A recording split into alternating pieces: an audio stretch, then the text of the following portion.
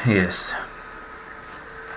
पिछले सेक्शन में हमने समाकलन की अनेक विधियां, विशेष रूप से 3 विधियां हमने समाकलन की सीखी थी। उसमें अनेक प्रकार के फलनों का हमने समाकलन किया था। वह सब अनिश्चित समाकलन था। हम उसमें कांस्टेंट ऑफ इंटीग्रेशन जोड़ रहे थे, इसलिए किसी फलन का निश्चित समाकलन हम ज्ञात नहीं कर रहे हैं, बल्कि फलन का समाकलन ज्ञात करके हमेशा उसमें एक अचर हम जोड़ दे रहे थे। तो पिछले सेक्शन में हमने विशिष्ट फलनों के समाकलन, अलग अलग फलनों के समाकलन सीखे थे, किस प्रकार से हम इन फलनों का समाकलन करते हैं। इसके लिए विशेष रूप से हमने 3 विधियां जो हैं, एक पहला था प्रतिस्थापन विधि, फिर था आंशिक बिंदु में वियोजन के द्वारा समाकलन, और तीसरी विधि से खंडशः समाकलन। इन 3 विधियों से, इनके बीच जब कई सब स्टेप्स थे, कई तरीके और थे, इससे हमने फलनों का समाकलन सीखा था।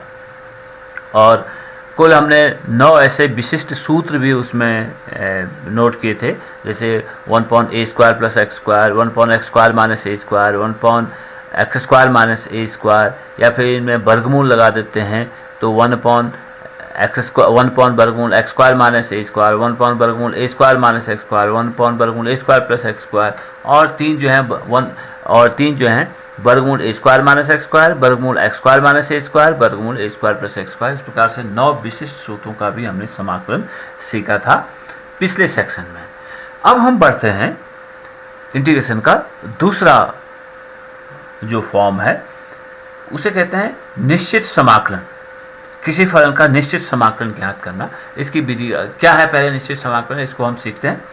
पहली बात ये ध्यान रखनी है कि जो निश्चित समाकलन होगा वो किसी फलन का वो अद्वितीय होगा, वो यूनिक होगा। जैसे अनिश्चित समाकलन तो कांस्टेंट पर निर्भर करता है, वो फलन की जो बेसिक प्रॉपर्टीज होंगी, जो बेसिक वैल्यूज होंगी, जब स्वतंत्र चर का मान इनिशियली कुछ मान दिया है तो परतंत्र चर का मान ये था, कुछ समय बाद फिर स्वतंत्र चर का मान बदल गया है तो उसके अकॉर्डिंग परतंत्र का मान दिया है, तो इस प्रकार से हम उस कांस्टेंट का मान ज्ञात करते हैं। वहाँ ऐसी ज़रूरत हमें कहीं पड़ी नहीं है, ऐसा सवाल हमसे पूछा नहीं गया कहीं पर। अब दूसरी बात आती है, तो कहने का मतलब वो वहाँ अनिश्चित समाकलन में जो समाकलन था वो सी कांस्टेंट पर निर्भर कर रहा था। अब जो निश्चित समाकलन है वो प्रत्येक किसी भी फलन का अद्वितीय होगा, एक फलन के 2 निश्चित समाकलन नहीं होंगे। तो पहले इसमें फ़र्क देखते हैं, निश्चित समाकलन और अनिश्चित समाकलन क्या है। हम किसी फलन का अगर इंटीग्रेशन निकालें, मान लिया ये हमारे पास कोई फलन था, y = f(x) कोई फलन था।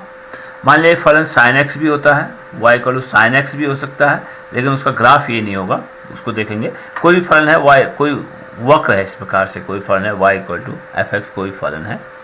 इस फलन को इंटीग्रेट करने का मतलब हम इसका प्रति-अवकलज ज्ञात कर रहे थे। ये किसका, ये फलन जो है किसका डेरिवेटिव है, वो इसका इंटीग्रेशन हो जाता है।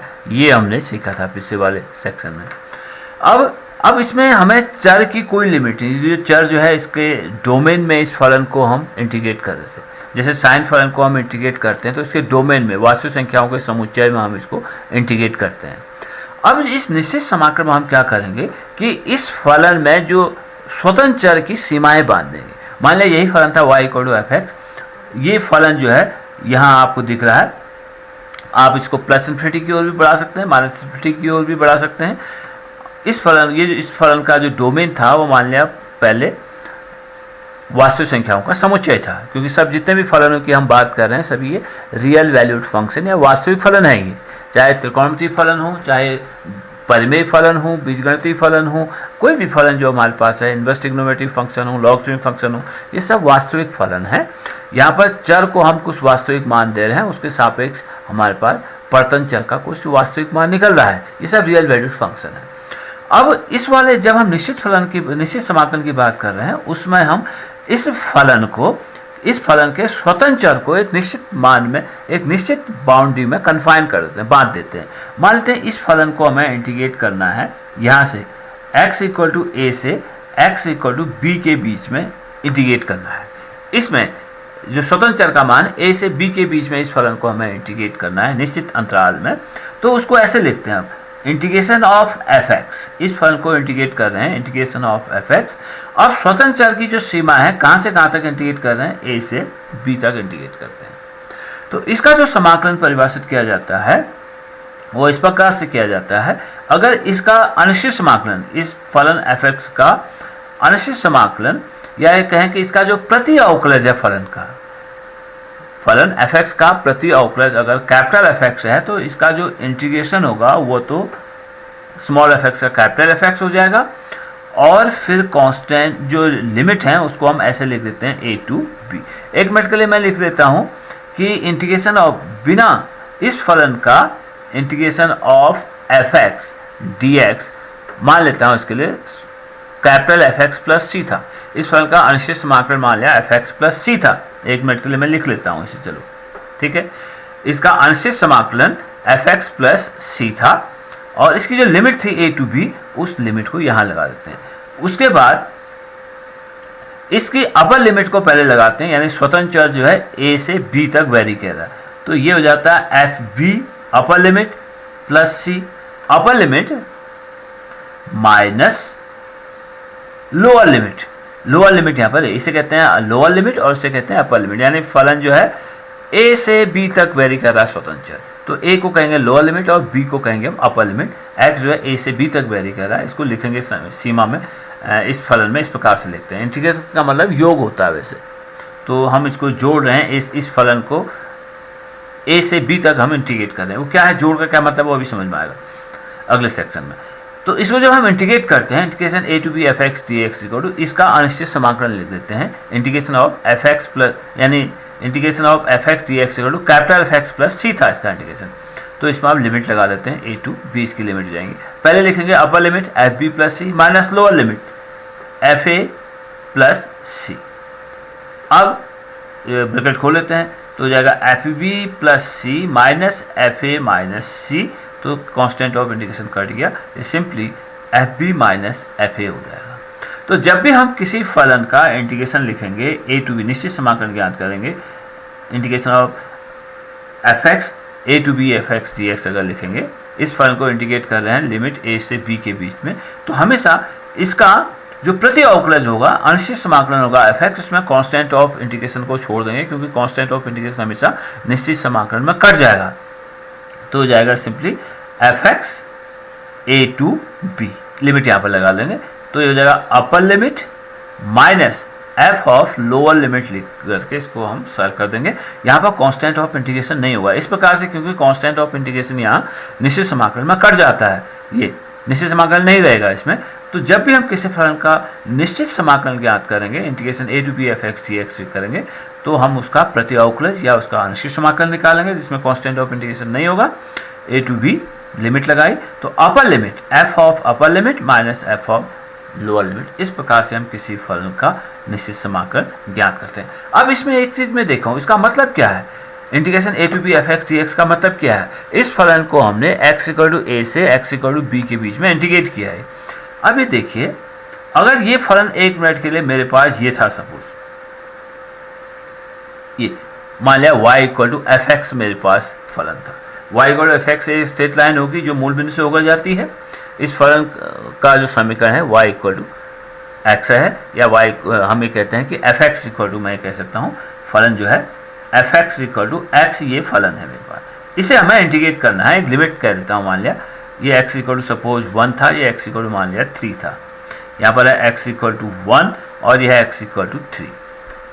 तो integration x equal to 1 to 3 जब हम इसको इंटीग्रेट करेंगे, इस फलन को, किस फलन को, f(x) dx को इंटीग्रेट कर रहे हैं 1 to 3 के बीच में, मतलब हुआ इसको हम इंटीग्रेट कर रहे हैं किस फलन को, 1 to 3 में। f(x) फलन क्या है, f(x) इक्वल टू x है, x dx बराबर, जब हम इसको इंटीग्रेट करते हैं x का इंटीग्रेशन हो जाएगा x²/2, और इसकी लिमिट होंगी lower limit 3 upper limit 3, that equal to 1/2 तो अचर है, इसको बाहर कर देते हैं। अपर लिमिट रखेंगे, अपर लिमिट है 3 का वर्ग, देन लोअर लिमिट है 1 का वर्ग, बराबर 1/2 गुणा 9 ऋण 1 बराबर 1/2 गुणा 8 बराबर हुआ 4 यूनिट। यह है इसका निश्चित समाकलन जो है इस फलन का, इस फलन f(x) का x, इस फलन f(x) इक्वल टू x का निश्चित समाकलन 1 के 3 के बीच में 4 यूनिट आया। अब एक चीज देखते हैं, अब इस वक्र y equal to f(x) x axis और x इक्वल टू 1 और x इक्वल टू 3 के बीच हाँ बच्चों, अब हम इस निश्चित समाकलन के पहले आर्टिकल की ओर बढ़ते हैं कि योग की सीमा के रूप में निश्चित समाकलन को कैसे करेंगे। योग की सीमा क्या मतलब है? योग की सीमा अभी लिखने से बात समझ में आएगी। हमारे पास कोई फलन एक बंद अंतराल ए बी में परिभाषित है, फलन f जो है close interval a to b में परिभाषित है, और हमें integration a to b f x g x ज्ञात करना है। हमें जानते हैं कि integration a to b f x g x है क्या, अभी हमने पिछले सेक्शन में बात की।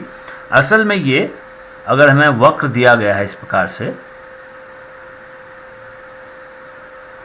वक्र का ग्राफ दिया है x x dash y y dash, ये वक्र है। हमें मान लेते हैं अपनी सुविधा के लिए कि ये जो फलन है हमेशा ऋणोत्तर मान ही लेता है, इसका ग्राफ हमेशा धनात्मक अक्ष में ही है। अपनी सुविधा के लिए इसको हम मान लेते हैं। नीचे भी है तो तब भी हम इस सूत्र का उपयोग कर सकते हैं, लेकिन शुरुआत में हमें ले रहे हैं कि ये जो फलन है वो हमेशा धनात्मक मान ही लेता है और इसका ग्राफ कुछ इस तरह से है। वो कोई सरल रेखा नहीं है, वक्राकार है, इस प्रकार से कोई फलन है। पिछले सवाल में हमने यहाँ देखा था कि ये स्ट्रेट लाइन ली थी अपनी सुविधा के लिए, लेकिन अगर ये स्ट्रेट लाइन ना होकर कोई वक्र है इस प्रकार से, तो यहाँ तो हम देख रहे थे कि ये स्ट्रेट लाइन है, तो ये एक समलंब चतुर्भुज बन रहा था, तो बिना इंटीग्रेशन के भी हम इसका क्षेत्रफल ज्ञात कर सकते थे। यानी इस कोटि x = 1 x = 3 वक्र और x एक्सिस के बीच घिरे हुए भाग का क्षेत्रफल ज्ञात कर सकते थे। अब ये जो वक्र है x = a से x = b के बीच में परिभाषित है। ये कोटि है x = a और ये है हमारे पास x = b, इसके बीच में फलन y = f(x) जो है परिभाषित है। तो integration a to b f(x) dx असल में इस वक्र के नीचे x एक्सिस के ऊपर और कोटि x = a और x = b के बीच घिरे हुए भाग का क्षेत्रफल जो है integration a to b f(x) dx को दर्शाता है। देखिए, जब ये स्ट्रेट लाइन था तब तो ये एक समलंब चतुर्भुज बन रहा था, इसका क्षेत्रफल हम इसका सूत्र जानते हैं हम। लेकिन अगर ये वक्र हमारे पास एक स्ट्रेट लाइन न होकर और इसका जो एक बाउंड्री इसकी वक्राकार है, वृत्त की त्रिज्या है या ऐसी कोई बात है, जिसे हम साइन का अगर हम ग्राफ खींचते हैं, साइन फलन का ग्राफ खींचते हैं, वो सरल रेखाएं नहीं है, वक्राकार है, एक स्ट्रेट लाइन नहीं है। तो उसका क्षेत्रफल हम कैसे निकालते हैं? उसके लिए हम एक काम करते हैं कि इस पूरे अंतराल को हम x = a से x = b तक जो ये अंतराल है उसे छोटे छोटे स्ट्रिप्स में बांट देते हैं। ऐसे छोटे छोटे स्ट्रिप्स में ऐसे हम इसको बांट देते हैं और एक स्ट्रिप की जो चौड़ाई है उसको हम ले लेते हैं h। एक स्ट्रिप की चौड़ाई को हम h ले लेते हैं। तो जो पहला यहाँ पर हम ये देख रहे हैं, जो वक्र आपके पास जो मिलेगा यहाँ पर, ये अगर ये स्ट्रिप की चौड़ाई h कुछ ज़्यादा है तो आपको ये दिखेगा कि ये जो भाग है ये वक्राकार है, ये एक आयत नहीं बन रहा है। लेकिन एक स्थिति के लिए पहले काम ये हम करते हैं, हमने करा क्या, अंतराल close interval a to b को h चौड़ाई के n स्ट्रिप पट्टियां जिन्हें कहते हैं, स्ट्रिप्स में बांट दिया। h चौड़ाई के n स्ट्रिप्स में से बांट दिया। इस प्रकार से लास्ट वाला जो स्ट्रिप होगा वो nth स्ट्रिप है। इस प्रकार से पहला, दूसरा, तीसरा ये nth स्ट्रिप है। अब तो कुल हमारे पास जो अंतराल था वो एक स्ट्रिप की चौड़ाई h बराबर मेरे पास हो जाएगा 2 था b - a, ये पूरी चौड़ाई हो जाएगी। यहाँ पर x = b है, यहाँ x = a है, ये चौड़ाई हो जाएगी b - a अपॉन और स्ट्रिप्स की लंबा संख्या है n, तो हमारे पास हो जाएगा h = b - a upon n। अब हम ये देख रहे हैं कि जब यानी स्ट्रिप्स की जो संख्या है वो n टेंड्स टू इन्फिनिटी है। यदि स्ट्रिप की जो संख्या है जितनी अधिक होगी, इस स्ट्रिप की चौड़ाई उतनी कम होगी। अगर हम 4 स्ट्रिप बनाएंगे तो h का मान ज़्यादा होगा, अगर हम 100 स्ट्रिप बनाएंगे तो इस h का मान कम होगा। तो हम इतने अधिक स्ट्रिप इतनी छोटी छोटी स्ट्रिप्स में बना देते हैं कि जब n टेंड्स टू इन्फिनिटी तो हमारे पास अपने आप h टेंड्स टू 0 स्थिति हमारे पास होगी। कंडीशन ये है कि h = b - a, या हम कह सकते हैं जो n है वो b - a अपॉन h हो जाएगा, या ns कहते हैं, वर्ग गुणा कर देते हैं, ns = b - a, ये संबंध हम इसका उपयोग करेंगे। तो पहली बात ये थी, तो फलन जो था close interval a to b में परिभाषित है। उस पूरे अंतराल को हमने n स्टेप्स में, n पट्टियों में बांट दिया है, और एक पट्टी की चौड़ाई जो है b minus a upon n होगी, या कहें पट्टियों की संख्या n अगर निकालें b minus a upon h हो जाएगा, या बच गुणा कर दें तो nh equal b minus a होगा। जब n टेंस टू इन्फिनिटी होगा, यानी पट्टियों की संख्या अनंत होगी, तो अपने आप हमारे पास h टेंस टू 0 हो जाएगा। अब एक चीज़ ये देखिए, मान लीजिए ये कोई स्ट्रिप है, यहाँ पर समझने में यहाँ आसानी होगी, ये h है हमारे पास। अगर h टेंस टू 0 है, यानी स्ट्रिप की चौड़ाई बहुत कम है, तो अपने आप ये जो पॉइंट, ये मान लिया पॉइंट मेरे पास P था, ये पॉइंट मेरे पास Q था। जब h टेंस टू 0 होगा, जब h टेंस टू 0 है, यानी स्ट्रिप की चौड़ाई कम है, तो अपने आप जो Q पॉइंट है वो P पॉइंट की ओर अग्रसर होगा, यानी ये पॉइंट और इसके पास में आ जाएगा। ठीक है, h टेंस टू जितना h का मान जितना कम होगा, Q पॉइंट उसके पास में होगा। उस स्थिति में ये जो भाग है, ये बहुत छोटा भाग है, तो वक्र का ये बहुत छोटा भाग एक सरल रेखा की तरह बिहेव करेगा, तो ये जो पूरा जो स्ट्रिप होगा, ये एक आयताकार भाग लेगा। तो इस जो क्षेत्रफल हो जाएगा इसका h गुणा ये जो ऊंचाई मेरे पास है, ये इसकी ऊंचाई हो जाएगी। अगर मैं इसे PL कहता हूं, तो इसका जो क्षेत्रफल हो जाएगा PL, इसकी ऊंचाई गुणा स्ट्रिप की चौड़ाई h जो है आयत, इस आयत के क्षेत्रफल के बराबर हो जाएगा। आयत का क्षेत्रफल हो जाएगा। वो कब होगा? जब h टेंस टू 0 है। तो h टेंस टू 0 है, तो ये जो स्ट्रिप होगी वो बहुत पतली स्ट्रिप होगी, और उस स्थिति में Q पॉइंट जो है P के बहुत करीब है, यहाँ कहीं पर वो पॉइंट आता है। अब ये जो PQ आपको जो वक्र दिख रहा है, ये जो PQ वक्र जो है, वक्र ना होकर एक स्ट्रेट लाइन हो जाएगी, और इसके नीचे एक आयत हो जाएगा, और इस आयत का क्षेत्रफल, एक आयत का क्षेत्रफल हो जाएगा ऊंचाई PL गुणा h के बराबर हो जाएगा। वही बात हम यहाँ से शुरू करते हैं। तो इसलिए इसका जो क्षेत्रफल, इस प्रकार से मैंने इस पूरे जो घिरा हुआ क्षेत्रफल है x इक्वल टू a से x इक्वल टू b के बीच, वक्र y इक्वल टू fx और x एक्सिस के बीच घिरा हुआ जो क्षेत्रफल है, उसको हम आयतों के क्षेत्र, आयतों के अलग अलग आयतों के ये स्ट्रिपों के योग के रूप में इसको हम लिख सकते हैं। जो आपको पट्टियां लिख रहे हैं, इन पट्टियों के योग के रूप में लिखते हैं। एक पट्टी का क्षेत्रफल निकालते हैं, पहली पट्टी का क्षेत्रफल, फिर दूसरी पट्टी का क्षेत्रफल, इस प्रकार से समस्त पट्टियों के क्षेत्रफल के योग के बराबर ही इस घिरे हुए भाग का क्षेत्रफल होगा। तो हमें देखते हैं इसका जो क्षेत्रफल होगा, integration a to b fx dx किसके बराबर होगा? ये पहली बार होगा लिमिट h टेंस टू 0। पहला जो स्ट्रिप होगा, जब ये h टेंस टू 0 है, तो इसकी ऊंचाई जो है यहाँ पर, क्योंकि फलन है x इक्वल टू a, फलन है y इक्वल टू fx, यहाँ पर x इक्वल टू a, तो यहाँ पर ये इसकी जो ऊंचाई हो जाएगी वो fa हो जाएगा। ठीक है, तो ये जो ऊंचाई हो जाएगी हमारे पास fa हो जाएगी। तो पहला जो आयत होगा, जो स्ट्रिप है, उसका क्षेत्रफल हो जाएगा h गुणा fa। ठीक है, h स्ट्रिप की चौड़ाई है, fa ऊंचाई, fa जो है इस आयत की ऊंचाई होगी। जब h टेंस टू 0 है, तो ये पॉइंट जो है इस पॉइंट के बहुत करीब होगा। फिर ये स्ट्रिप जो है आपके पास, ये एक वक्र रेखा ना होगा, एक सरल रेखा की तरह हो जाएगी जब h टेंस टू 0 है। तो पहले आयत का क्षेत्रफल हो जाएगा h गुणा fa। किस कंडीशन में? लिमिट h टेंस टू 0 पर। जो दूसरी स्ट्रिप होगी, उसकी भी चौड़ाई जो हमारे पास h होगी। यहाँ पर x का मान है a, तो यहाँ पर इसकी स्ट्रिप की चौड़ाई h है, तो यहाँ पर f का मान हो जाएगा, फलन y का मान हो जाएगा f ऑफ x प्लस, यानी f of a plus h। क्योंकि ये हमारे पास a है, ये चौड़ाई h है, तो यहाँ पर x का मान हो जाएगा a प्लस h। तो फलन है y इक्वल टू fx, तो f of a plus h हो जाएगा। चौड़ाई तो फिर दूसरे स्ट्रिप की h है, और उसकी ऊंचाई हो जाएगी f of a plus h। जो तीसरी स्ट्रिप आएगी, अब उसकी भी चौड़ाई h है, और उसकी जो ऊंचाई होगी ये f a प्लस h। अब ये हो जाएगा f, आपको दिख रहा, हमने पहला स्ट्रिप आपने बनाया है, ये n1 था, f a पहला हो जाएगा f a plus h, h ये हो गया, h ये हो गया, तो f a प्लस 2h हो जाएगा। तो f ऑफ, तो इसकी जो ऊंचाई हो जाएगी ये f of a plus 2h, इस प्रकार से हो जाएगी, f of a plus 2h plus so on, plus पहला पद है fa, दूसरा पद है fa प्लस h, तीसरा पद है fa प्लस 2h, यानी h का गुणांक जो पद है उससे कम हो रहा है, fa इन सब में एच कॉमन है, plus so on last term H सब में कॉमन है, केवल एफ ए ही आपके पास बदल रहा है।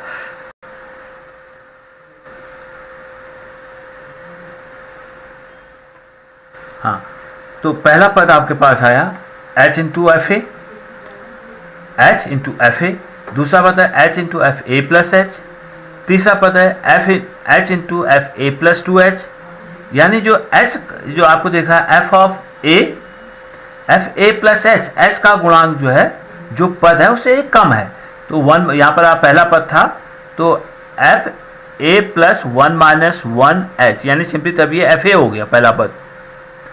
दूसरा पद जो था F A plus to minus one, F A plus to minus one into H, यानी तभी एफ ए प्लस एच होगा। दूसरा पद जो है ए प्लस एच हो गया। तीसरा पद जो है एफ ए प्लस दो एच हो गया, यानी 3 ऋण 1 2h के बराबर, जो पद है उससे एक कम। उसी प्रकार से इसमें n आयत है, पहला आयत ये है, दूसरा आयत का क्षेत्रफल ये है, तीसरे आयत का क्षेत्रफल ये है।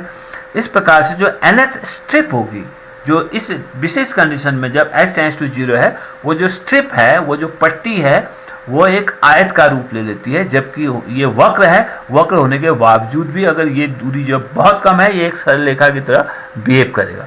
उस स्थिति में उस आयत लास्ट वाले का आयत का क्षेत्रफल हो जाएगा h गुणा ऊंचाई, क्योंकि ऊंचाई किस तरह से निकाल रहे हैं, h का गुणांक जो पद है उससे एक कम हो रहा है, तो F A plus N minus one into h, ये इसका क्षेत्रफल हो गया।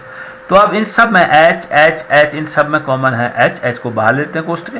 पहला पद हो जाएगा एफ ए, दूसरा एफ ए प्लस एच, तीसरा f A plus two H plus so on n h पद, बीच के भी पद होंगे। एनएच पद को एफ ए plus N minus one into h हम इस प्रकार से लिख सकते हैं। यही जो है integration a to b f x d x के बराबर है, यानी integration a to b f x d x बराबर होगा, ये आपको इस योग की सीमा के रूप में है।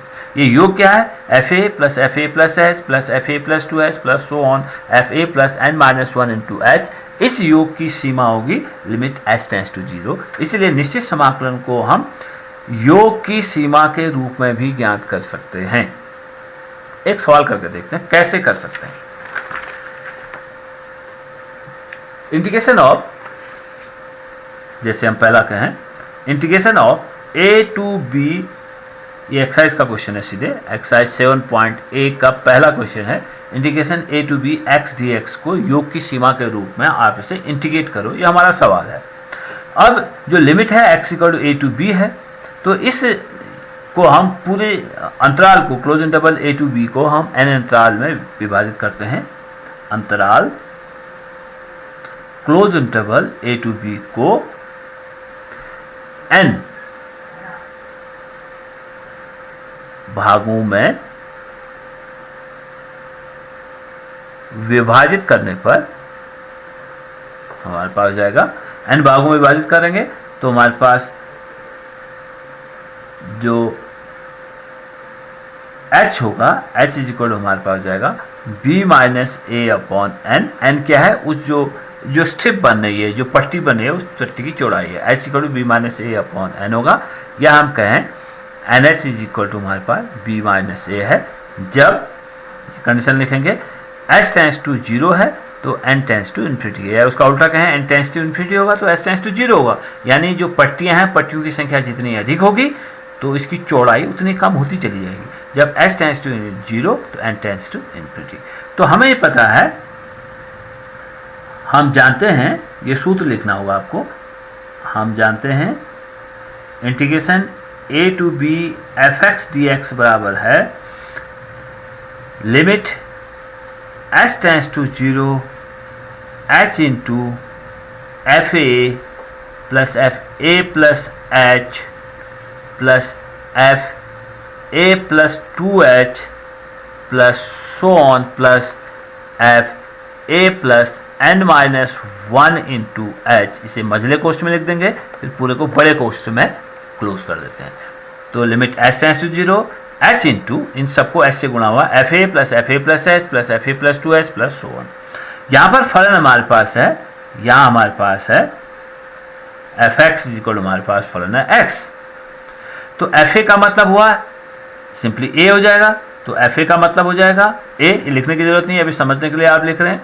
एफ ए इक्वल टू ए हो जाएगा, f A plus H equal to A plus H हो जाएगा। इसी तरह से f A plus h is equal to A plus H हो जाएगा।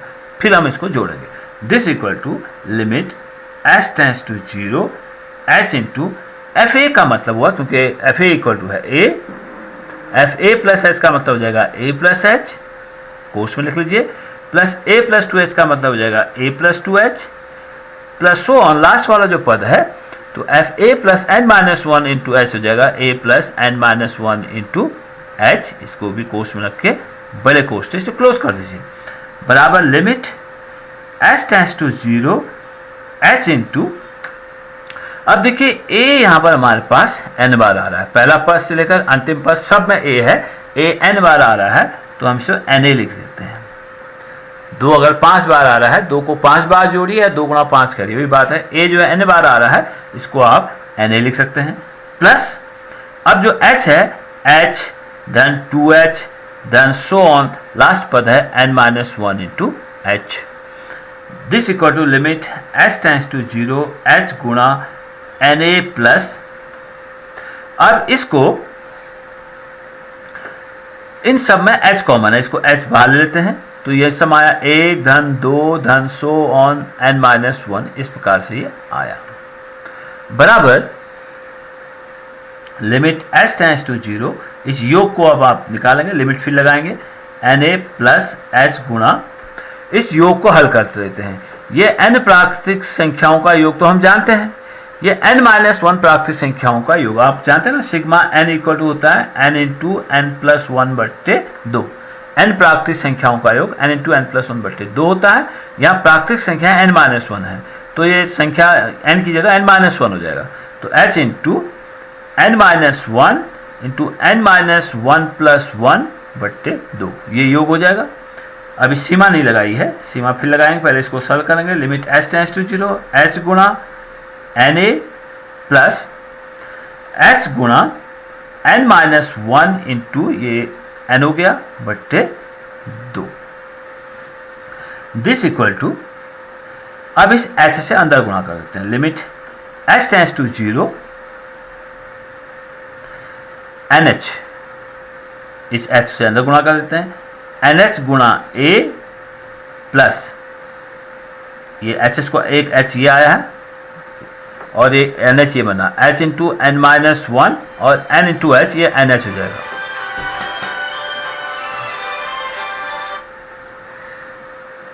ठीक है, क्या क्या मैंने, एक h ही है एक h ही है, ये h और ये h आपस में गुणा के NH हो गए और h गुणा n माइनस 1 ये हो गया बट्टे 2। मैं NH इसलिए लिख रहा हूं क्योंकि हमें ये पता है जब हमने योग किया था इसका, तो हमें इस चर h और n का जैसे भी है विलोपन करें, एक बार में एक ही की लिमिट लगाएंगे हम, लिमिट या तो h की लिमिट लगाएंगे या n की लिमिट लगाएंगे। तो n और h दोनों एक जगह आ रहे हैं तो NH इज इक्वल टू हम b माइनस a लिख लेंगे, तो ये चर से हट जाएगा, अचर b और a के पदों में आ जाएगा।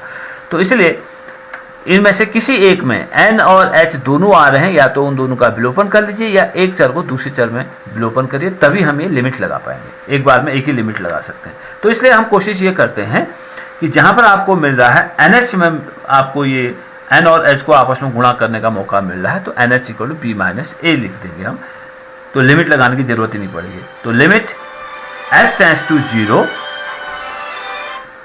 लिमिट h टेंस टू 0, अब NH की जगह सीधे b माइनस a लिख देता हूं, b माइनस a इंटू गुणा a धन, इस NH को भी हम लिख देते हैं b माइनस a बट्टे 2, लेकिन ये और बचा आपके पास NH, इस h से अंदर गुणा कर दीजिए NH माइनस h।